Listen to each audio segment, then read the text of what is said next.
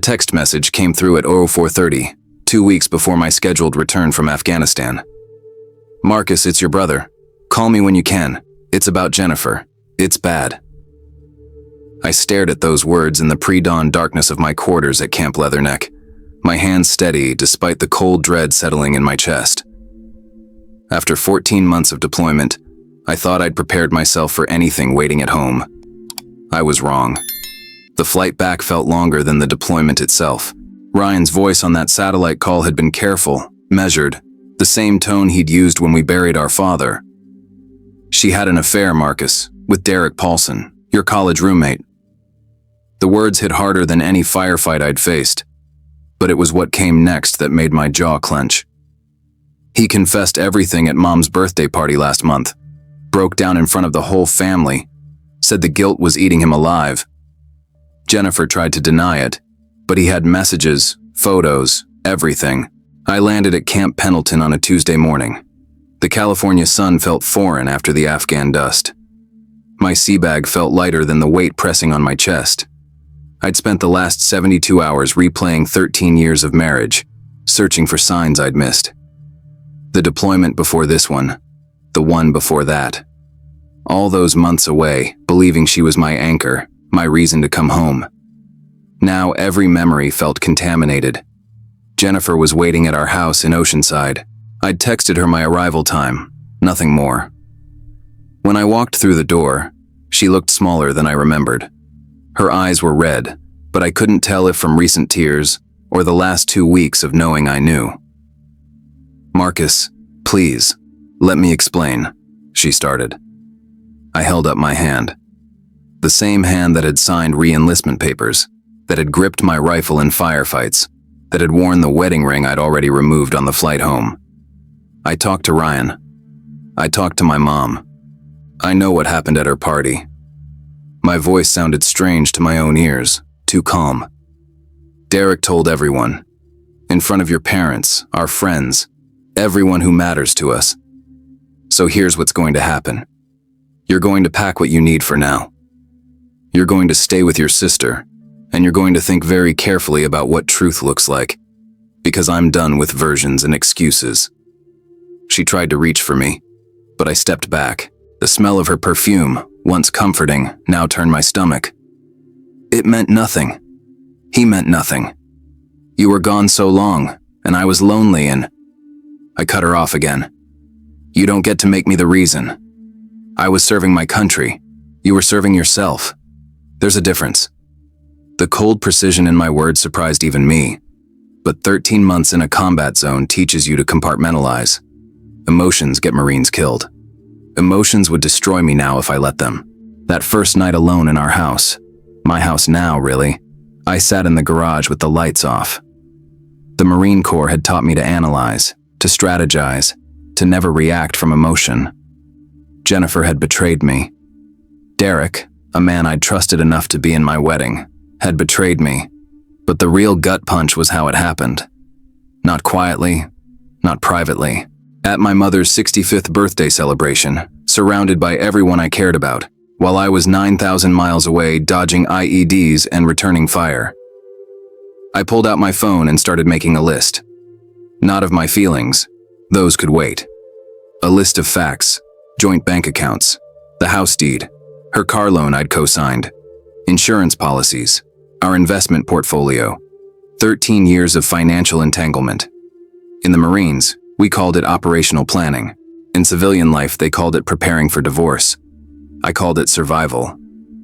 My phone buzzed. "Ryan, you home?" "Yeah." "Want company?"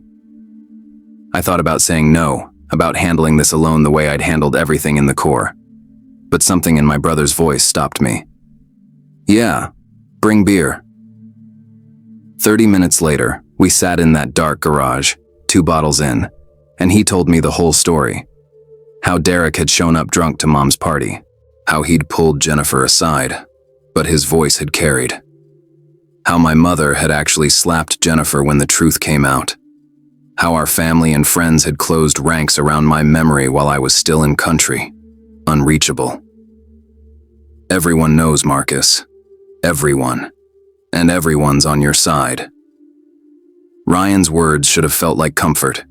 Instead, they felt like exposure. My private pain was now public knowledge, dissected and discussed at dinner tables across Southern California. But maybe that was the gift Derek's guilt had accidentally given me. No he said, she said. No room for Jennifer to craft a narrative, just the unvarnished truth, delivered by her own lover in front of witnesses who mattered. I finished my beer and looked at my brother. I need a lawyer, a good one, and I need a plan. He nodded. Already made some calls. Guy I know handles military divorces, understands deployment complications. That was Ryan, always 3 steps ahead. One more thing, I said. I need the details. Everything Derek said, everything Jennifer said. I need to know exactly what I'm dealing with. He pulled out his phone. I recorded it. Figured you'd want to hear it yourself when you were ready. I took the phone. I wasn't ready. But ready didn't matter anymore. Reality did. The recording was worse than I'd imagined. Derek's slurred confession included details that burned. Dates I'd been in firefights while they were in our bed. Lies Jennifer had told about working late. The vacation they'd taken while I thought she was visiting her sister. I listened to it once, sitting in my truck outside the divorce attorney's office, then deleted it. I didn't need to hear it again. The facts were locked in my memory now, permanent as shrapnel. Stephen Krakowski's office overlooked the harbor.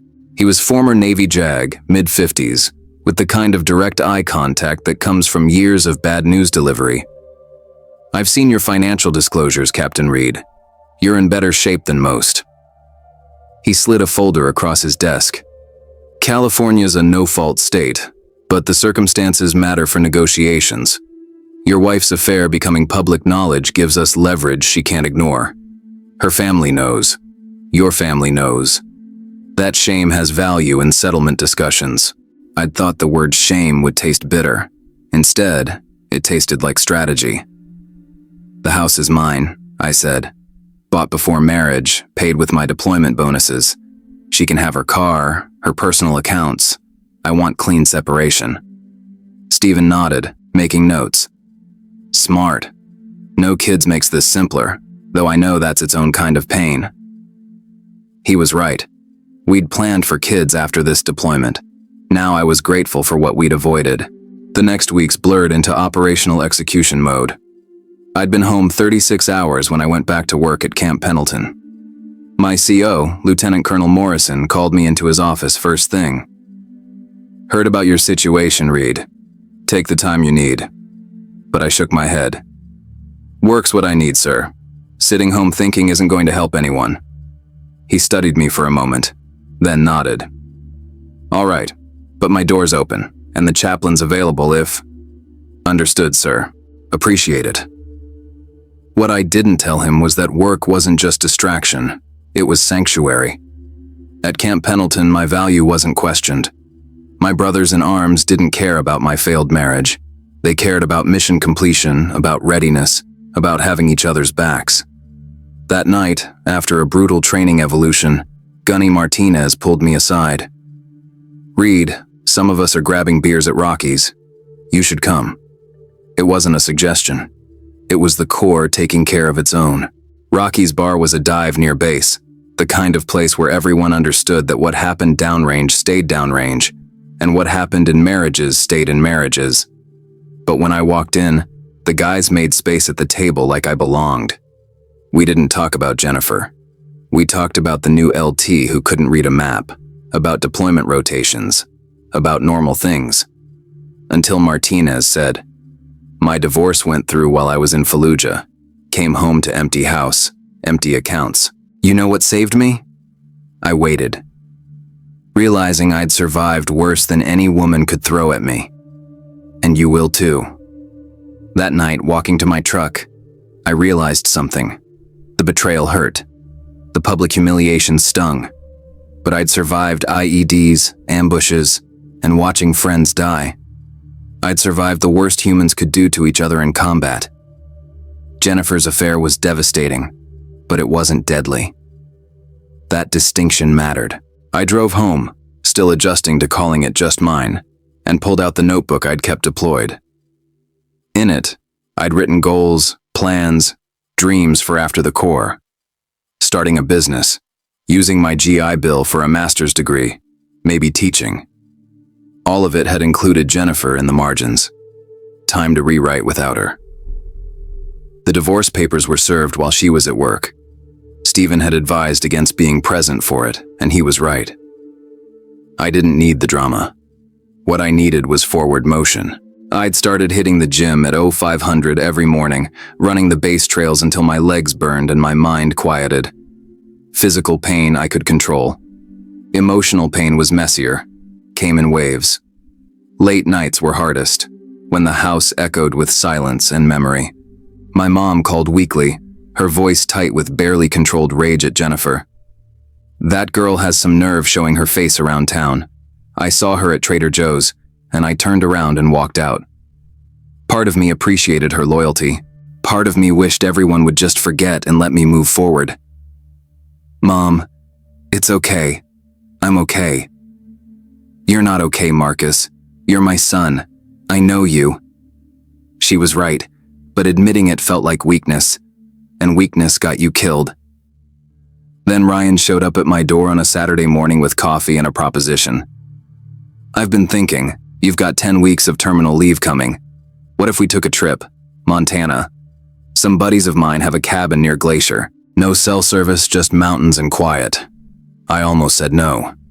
The idea of sitting still with nothing but my thoughts sounded like torture, but something in Ryan's face stopped me.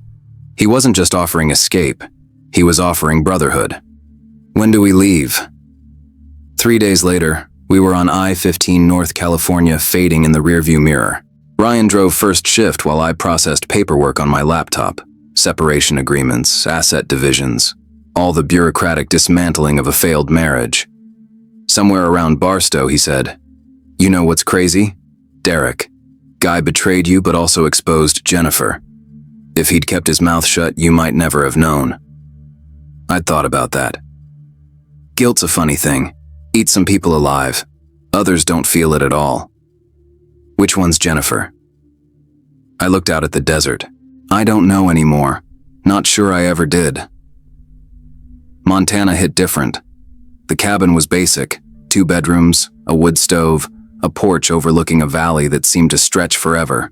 No TV, no internet, just quiet and space. First couple days, I didn't know what to do with myself. In the Marines, every minute was scheduled, purposeful.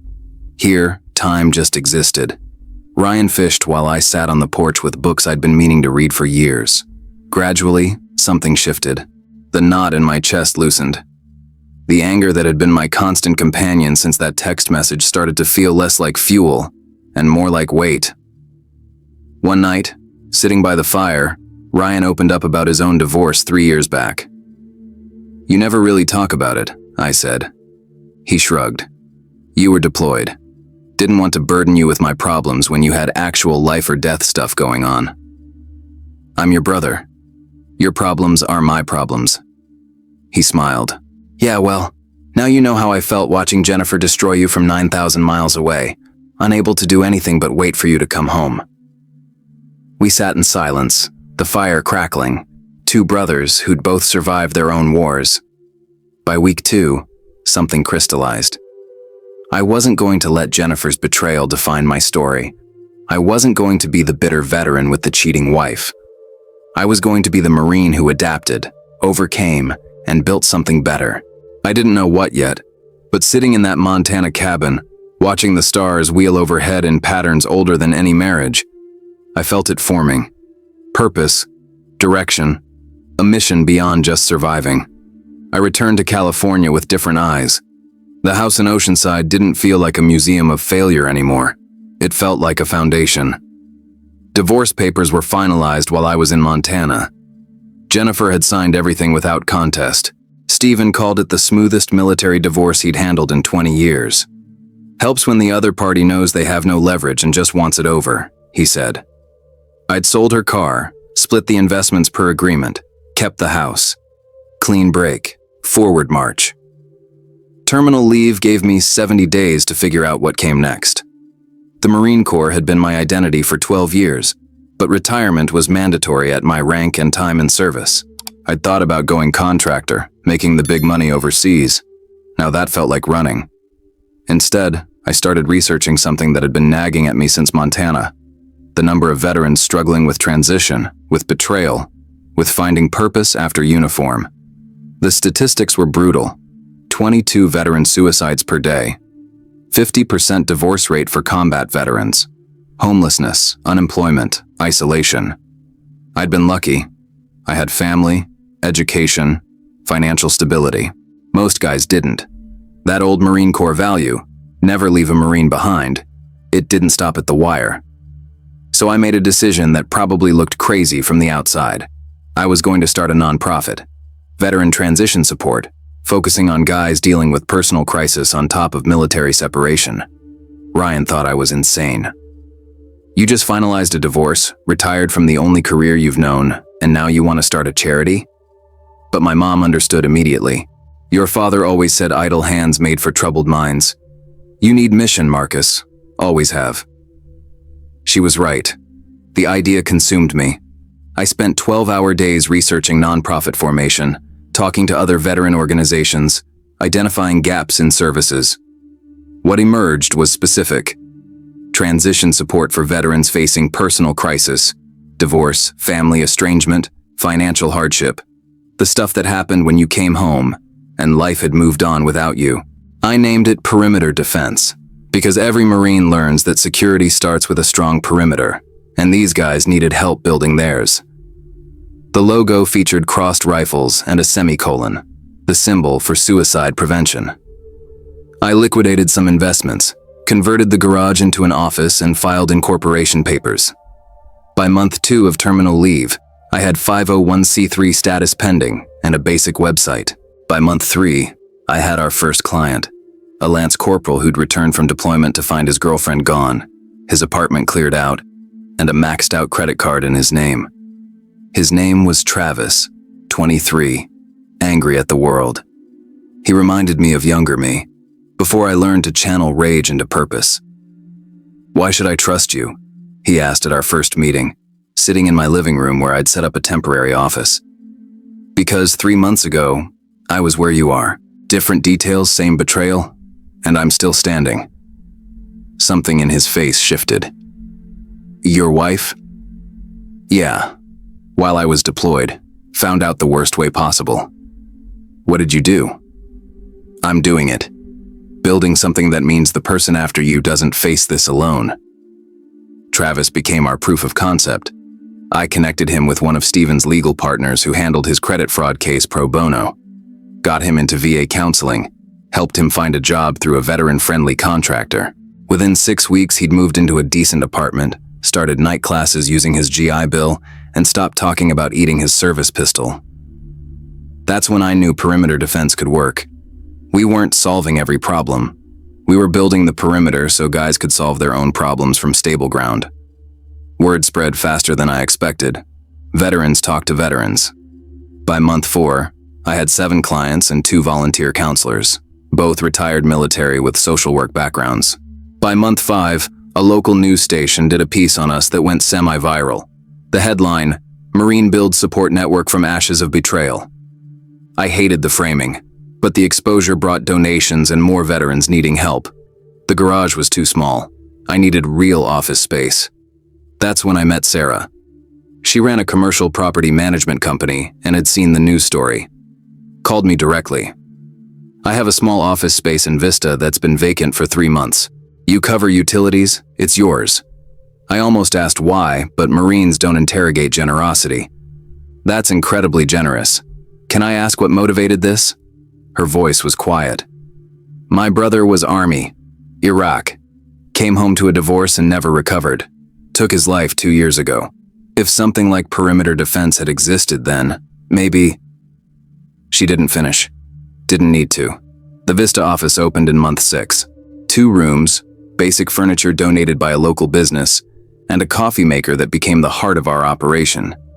Veterans started dropping by not just for services but for community. We instituted Thursday night check-ins, just guys talking, no agenda, no judgment. Sometimes I shared my story, sometimes I listened to theirs, The common thread was always the same. They'd served their country, sacrificed personal lives, and come home to wreckage. We were teaching each other that wreckage could become foundation. Around month 7, I ran into Derek, pure chance, at a gas station in Carlsbad. He saw me first, and I watched him decide whether to run or face me. To his credit, he walked over. "Marcus." His voice was rough. "I know sorry doesn't cut it. I know I destroyed everything. But I meant what I said at your mom's party. The guilt." I held up my hand. The same gesture I'd used with Jennifer months before. "I'm not interested in your guilt, Derek, or your apologies. I'm interested in forward motion. You want to make amends? Donate to Perimeter Defense. Help some guys who actually deserve help." He looked confused, so I handed him a business card. "This is what I built from what you and Jennifer destroyed. This is 30 veterans who now have support they didn't have before. Your guilt is your problem. My purpose is my solution." I drove away without looking back and realized something crucial. I didn't hate Derek anymore. I didn't hate Jennifer. Hate required energy I'd rather spend building. Indifference, I discovered, was its own kind of power. Month 8 brought our first major success story. Travis, our original client, got accepted to San Diego State's engineering program, full ride on vocational rehab.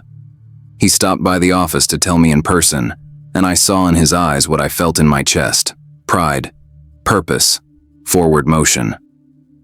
"You saved my life, man," he said. I shook my head. "You saved your own life. I just helped build the perimeter so you could do the work." He laughed. "That's exactly what I needed, though. Someone to watch my 6 while I figured out my front." That night, I sat in the Vista office after everyone left, looking at the wall where we'd started posting success stories. 37 veterans served in 8 months, 12 active clients currently, 3 volunteers, 1 donated office space. 0 salary for me yet, but I didn't care. The Marine Corps had taught me that mission success wasn't measured in personal comfort. It was measured in lives impacted, in making the world marginally better than you found it. By that metric, Perimeter Defense was succeeding beyond my initial hopes. 1 year after that text message at Camp Leatherneck, Perimeter Defense had served 83 veterans. We'd prevented 4 suicides that I knew of, probably more I didn't. The Vista office had expanded to 4 rooms. I'd hired 2 full-time counselors and a part-time administrator. Funding came from donations, a grant from the State Veterans Affairs Office, and increasingly from corporate sponsors who'd heard our story. I'd started drawing a modest salary, enough to cover mortgage and expenses, nothing extravagant. Money had never been the point. The work was hardest in unexpected ways. Every veteran who walked through our door carried their own version of betrayal and loss. Some days I felt like I was back in Afghanistan, conducting triage. Who needed immediate intervention? Who could wait?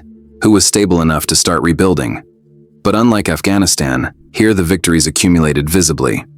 Travis graduated and got engaged to a woman he'd met in engineering class. Another client, Maria, a former Army medic, completed nursing school and was working at the VA hospital. These weren't just statistics. They were lives redirected from destruction toward purpose. I still thought about Jennifer sometimes, usually late at night when the office was quiet. Not with longing. That had died somewhere between Montana and filing the nonprofit papers. More with curiosity about what her life looked like now. Through mutual acquaintances, I'd heard she'd moved to Arizona, was working retail, dating someone new. The information landed with all the impact of a weather report about a city I'd never visit. She'd become irrelevant to my story, which felt like its own kind of closure. Derek's guilt apparently went deeper than I'd thought. 6 months after our gas station encounter, a check arrived.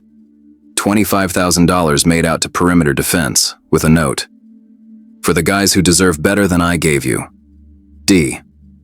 I deposited it without comment and used it to fund our first peer mentorship program. Veterans further along in transition, helping those just starting. Turned out Derek's betrayal had funded something lasting and good.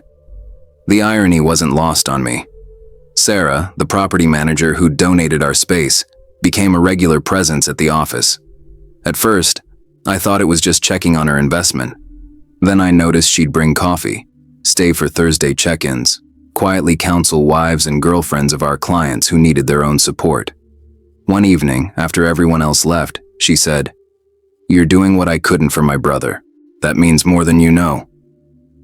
I saw in her eyes the same thing I'd seen in Travis's. Gratitude mixed with grief. "Your brother would be proud," I said. "I hope so," she replied softly. Something grew between us slowly, organically, without the pressure or expectations that had characterized my relationship with Jennifer. Sarah understood loss, understood purpose-driven work, understood that some wounds heal slowly if they heal at all, and that was okay. We started having coffee before office hours, dinner after long days. Nothing rushed, nothing forced, just two people who'd survived their own battles, finding comfort in shared mission and quiet understanding. I wasn't ready to call it anything yet, but I wasn't running from it either. The 1-year anniversary of Perimeter Defense coincided with my 41st birthday. Mom insisted on a party, nothing big, just family and core volunteers. In the Vista office, surrounded by people who'd helped build this from my garage, I felt something I hadn't felt since before Afghanistan. Contentment. Not happiness. That felt too simple. Contentment. Purpose. The sense that my life meant something beyond just surviving. Ryan pulled me aside during the party. "You know what's crazy? A year ago you were drowning. Now you're the guy throwing life preservers." I thought about that. Jennifer and Derek didn't break me. They broke the version of me that needed external validation to feel whole. What they left behind was stronger foundation than I knew I had. He smiled. Dad would have said something similar, probably with more profanity. Definitely with more profanity, I agreed. Late that night, alone in the office, I pulled up our statistics. 83 veterans served, 19 ongoing cases, 4 lives saved from suicide, 12 veterans back in school, 21 employed.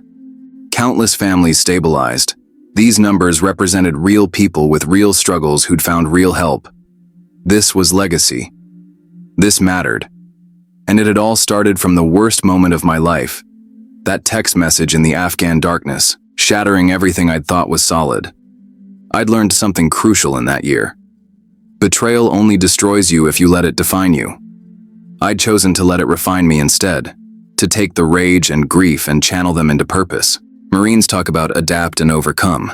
Most people think that's about combat, but the real battles are the ones that happen when you come home, when your marriage explodes, when your identity shifts, when everything familiar becomes foreign.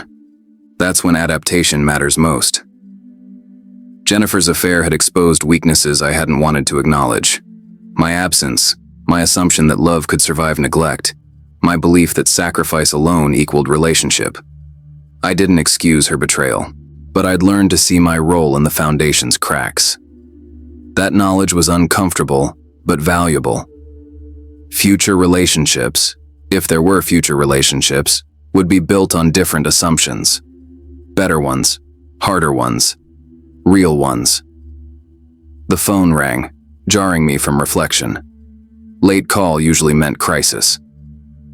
Perimeter Defense, Marcus speaking. The voice on the other end was young, shaky. "My name's Danny. I'm at the VA psych ward. They gave me this number, said you might..." "I just got home from Syria. My fiancé cleaned out our apartment while I was gone. I don't know what to do." I grabbed my keys. "Danny, I'm coming to get you. You're not alone anymore. Stay on the phone with me." Driving to the VA, I realized this was it. This was what everything, the betrayal, the pain, the rebuilding, had prepared me for. To be the person who showed up at midnight for a kid who couldn't see past the next hour.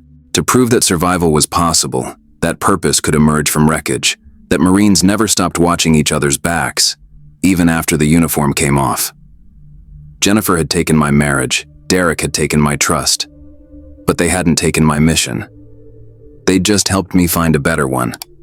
If you made it this far, this story probably hit close to home. What was the biggest lesson here? That betrayal can become your foundation for something better, or that real strength comes from helping others through what broke you. Drop your thoughts in the comments. If you know someone who needs to hear this message, share it with them. And hit subscribe because we're just getting started with stories about veterans rebuilding their lives with purpose and integrity. The next one might be exactly what you need to hear.